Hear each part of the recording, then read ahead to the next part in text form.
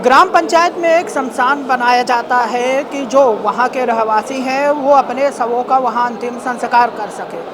लेकिन कुछ लोग गांव के ही ऐसे होते हैं जो अवैध कब्जा करने के चक्कर में शमशान को भी नहीं छोड़ते, या यूँ कहें कि आज भी गांवों में भूत प्रेत से लोग डरते हैं और ऐसा स्थान पर घर नहीं बनाते। लेकिन जो कब्जाधारी होते हैं, अवैध कब्जाधारी, वो इनसे भी नहीं डरते हैं। सोचिए कि शमशान पर कब्जा कर लिए हैं, उसकी ज़मीन को भी अपने नाम करवा लिए हैं, सरकारी ज़मीन है। अब लोग भटकते हैं कि हम कहाँ पर शव का अंतिम संस्कार करें। ये जो व्यक्ति आए हैं आज रीवा कलेक्ट्रेट की जन सुनवाई में आए हैं कुछ ऐसा ही मामला लेकर। क्या है पूरा मामला जान लेते हैं। क्या नाम है आपका? सुरेश प्रसाद उर्मलिया। कहाँ से आए हैं? हम उमरी से आए हैं। तहसील सिरमौर। क्या है मामला? ये अतिक्रमण का मामला है। कहाँ पे अतिक्रमण किया गया? तालाब का भीटा है। हाँ। एक भीटा है 1910 नंबर। हाँ। उसमें 3 वर्ग की का स्मशान माने अंतिम संस्कार होता है। विश्वकर्मा परिवार, आदिवासी परिवार और बंसल परिवार का। उस जमीन पर ही 1 एकड़ जमीन में घर बनाकर कब्जा किए हैं शेष भाग में। दूसरा नंबर है 1909 9/1 में इनका 80 डिसमिल का पट्टा करा लिए हैं जहां ये खेती करते हैं, जबकि उसके बगल में उर्मलिया परिवार का स्मशान है। और इसकी शिकायत हमने 2025 से कम 8वीं बार जन सुनवाई में दिया है और 25 बार मैंने सीएम ऑनलाइन को शिकायत भी दिया है।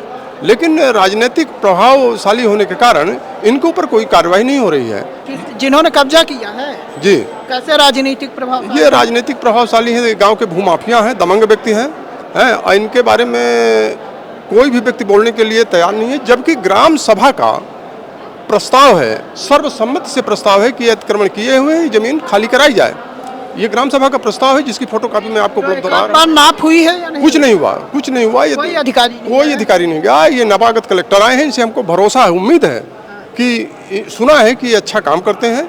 और इन्होंने लिखा भी है इसमें आज की जन सुनवाई में कि तहसीलदार को कि आपने अतिक्रमण क्यों नहीं हटाया, ये शब्द उसमें लिखा है। वो आवेदन वहाँ चला गया है। इनसे भरोसा है और भरोसे के कारण मैं आया हूँ। मैं गंभीर पेशेंट हूँ, इसके बावजूद भी सामाजिक कार्यकर्ता होने के नाते मैं ऐसे काम करता हूँ। ठीक है, आप उसी गांव के हैं? हम उसी गांव के हैं।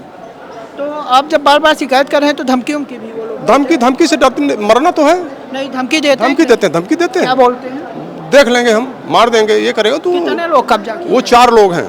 नाम बता दो। एक ही परिवार के एक ही भाई हैं, वंशगोपाल त्रिपाठी, तरुण शेखर त्रिपाठी, अशोक त्रिपाठी, कैलाश त्रिपाठी। जबकि ये चारों शासकीय सेवा का लाभ ले रहे हैं। वंशगोपाल त्रिपाठी शिक्षक थे, रिटायरमेंट है।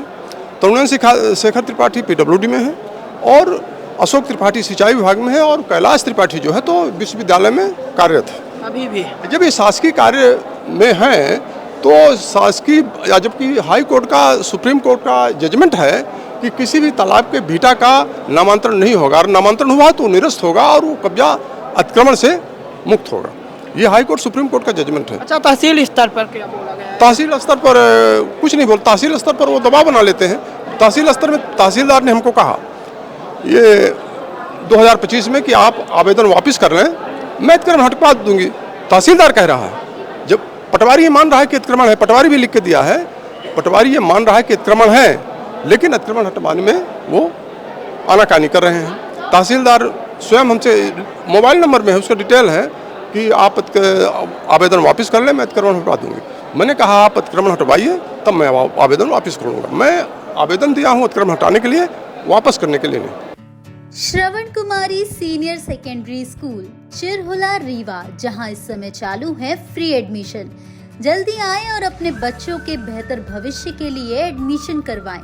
नर्सरी से 12वीं तक